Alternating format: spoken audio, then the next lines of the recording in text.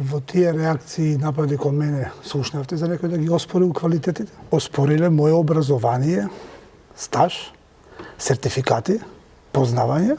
А знаете ли зошто?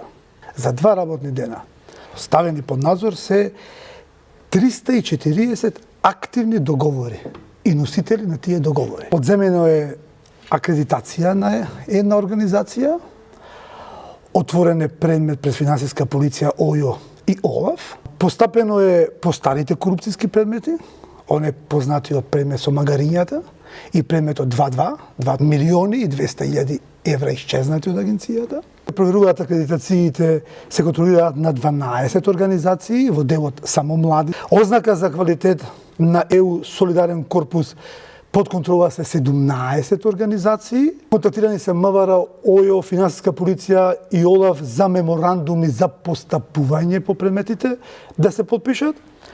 И се воведува нова пракса, етика во Националната агенција, ќе има листа на исклучени.